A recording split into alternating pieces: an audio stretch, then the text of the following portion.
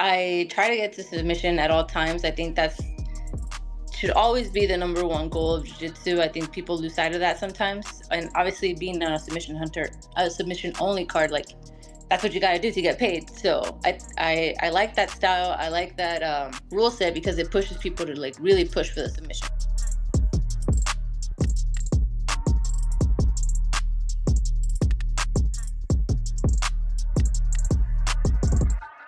This is Gardy with Clear Life Media, Clear Life Combat. I have a guest that's zooming in.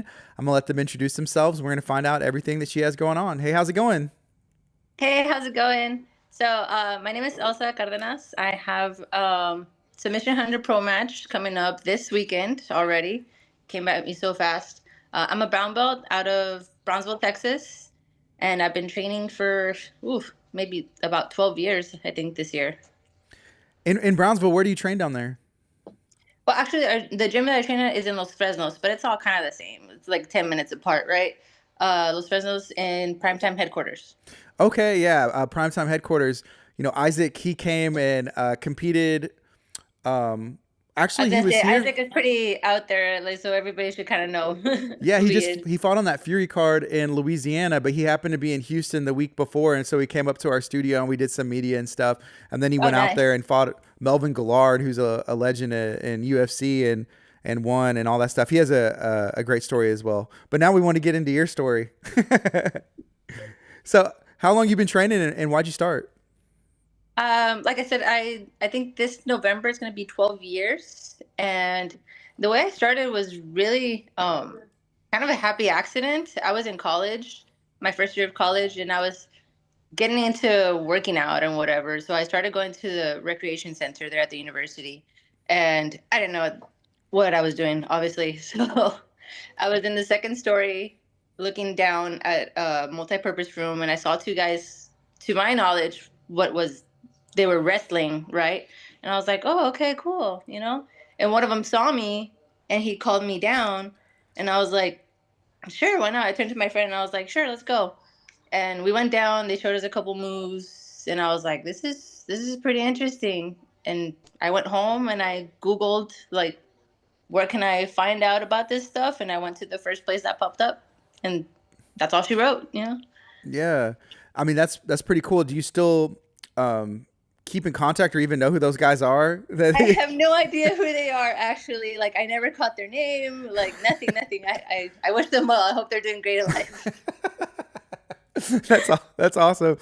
It's it's actually pretty funny too. Maybe they'll see this interview and be like, "Hey, we got her Right? started, right?" Yeah.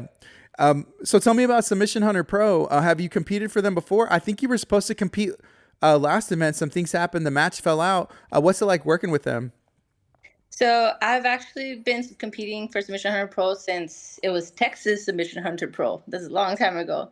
I think the first one I accepted as a white belt when I was about to get my blue belt, right? Because white belts can't compete. And it was Submission Hunter Pro 7. I've been on 16 events since then.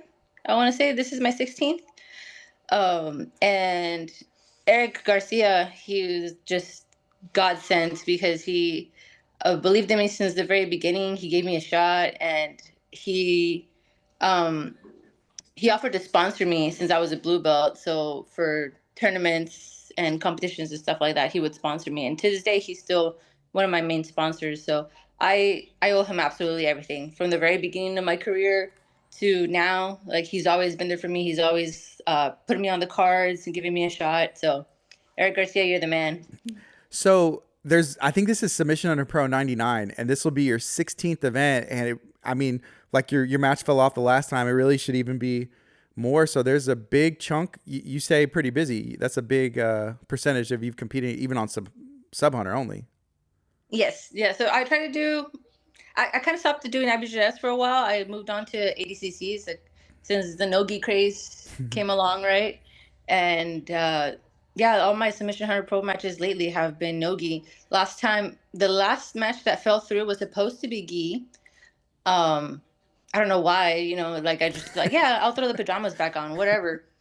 And yeah, it fell through. But then after a while, I was like, you know what? It doesn't make any sense for me to do the gi title match because I haven't competed in the gi. And then Julie, she's actually she actually fights at a heavier weight class, and I'm like super low right now. So it didn't make any sense. So when he offered me this one for Nogi at 120, I was like, yeah, you know what? That makes more sense. Let's do that. So if someone hasn't seen you like compete in nogi, like whenever you walk up there, what are you trying to accomplish, or what's your style? My style, I want to say, I always tell people, I'm like, I have a very, very boring style. It's not explosive. It's not exciting. Um, I try to get to submission at all times. I think that's should always be the number one goal of jiu-jitsu. I think people lose sight of that sometimes. And obviously being on a submission hunter, a submission only card, like that's what you got to do to get paid. So I like that style. I like that rule set because it pushes people to like really push for the submission, right? Um, I don't really care too much about points and all that stuff anymore. So, but I do try to establish dominant positions. That's what I was just brought up traditionally. You take down, you pass the guard, you dominate, and you submit. Right. I try not to give up too many bad positions, but I'm pretty comfortable in my defense. That if I do get stuck in there, like I have a pretty solid defense to where I can get out. Right. Mm-hmm. Well, you see those the rule sets of like ADCC where it's like, hey, I took them down, but that doesn't count as a takedown because They there's turn all different. up. Right, yeah, the different reasons and stuff, and so it's easy to, if you don't know the rules in a tournament like that or the rule set, then it's like you are at a disadvantage. But whenever you have an event like Submission Hunter Pro, it's like you just got to go out there and get the sub, right? And you don't have a lot of time, so you really got to make sure that you push the pace. Yeah, Five, awesome. 6 minutes goes by so fast, you don't even realize. Yeah, do you know who your how well do you know your opponent that you're going to be competing against, and what do you think about them? Andrea Guerrero, I don't really know too much about her. I know somebody told me that she's a wrestling coach. I don't know if her academy or Hmm. over there where she lives. I don't even know where she lives, to be honest. But I try not to focus so much on my opponents, to be honest with you. I try to focus on what I want to do, like my establishing my game, whatever A game that they bring. I want to make sure that I have an answer. So I want to my goal is to be well rounded, to where like no matter what style they bring, no matter what game they bring, I have an answer for it. So I really don't like to focus too much on my opponents. Yeah, are there many events down there in RGV? No, we need to bring them. We need to bring them. Yeah, that's what I was wondering because obviously down there in Brownsville, you're going to be going up to Dallas, and the last sub hunter was in Houston. There is, and I think he trains at Primetime headquarters as well. But there's a beach wrestling event taking place on the 30th. You have any interest in that?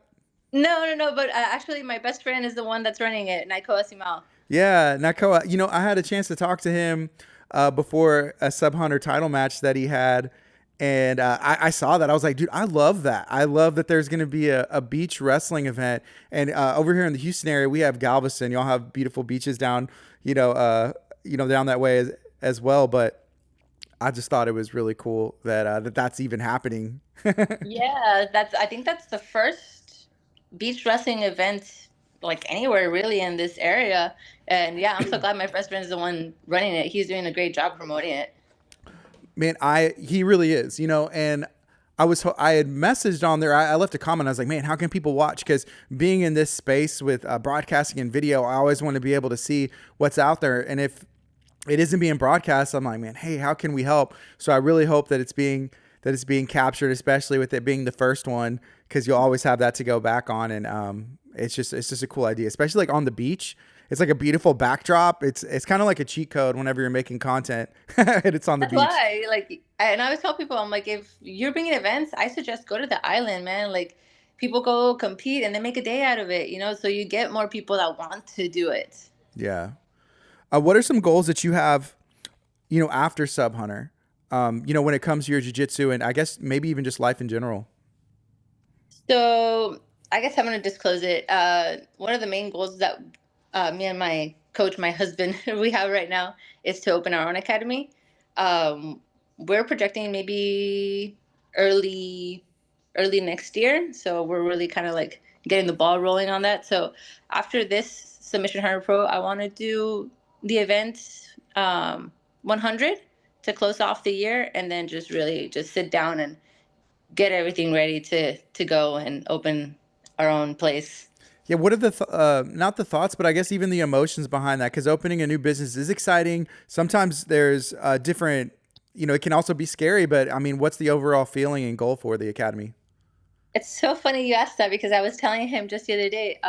It feels like when I'm about to compete.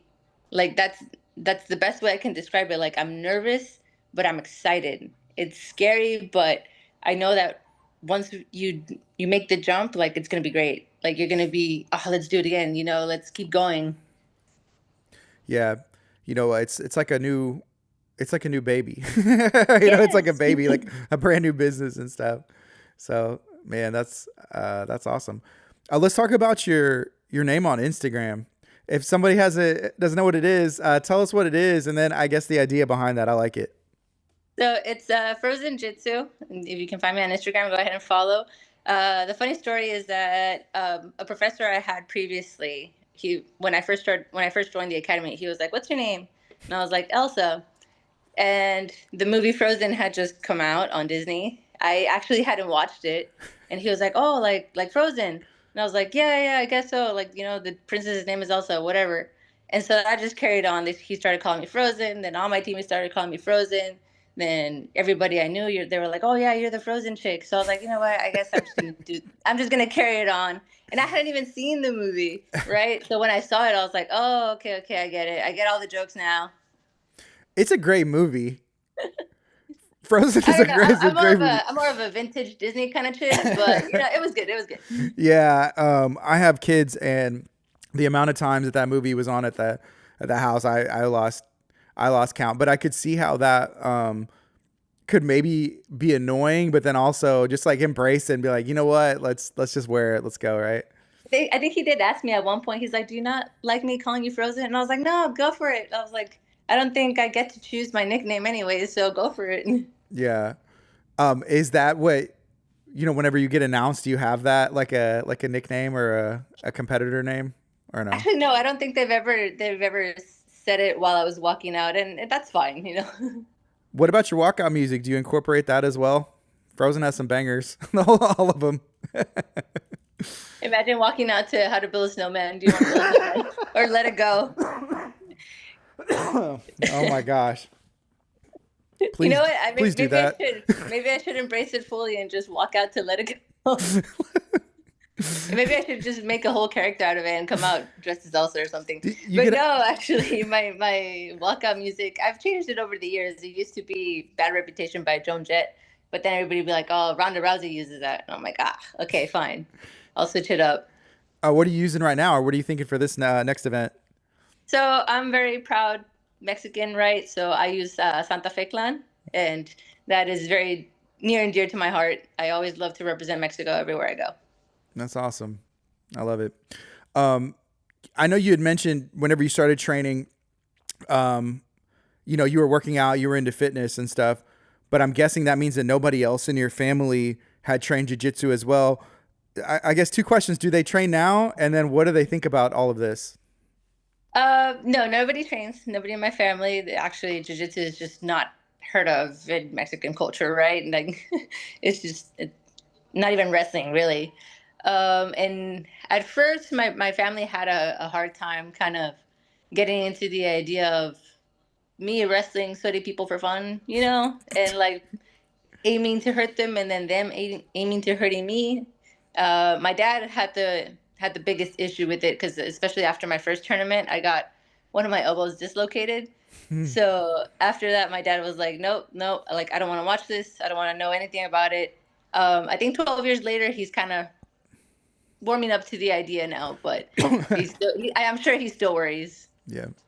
Can you remind people one more time what they should be doing this weekend, how they can watch, and then why should they watch you? So everybody should be tuning into UFC Fight Pass. I think YouTube page.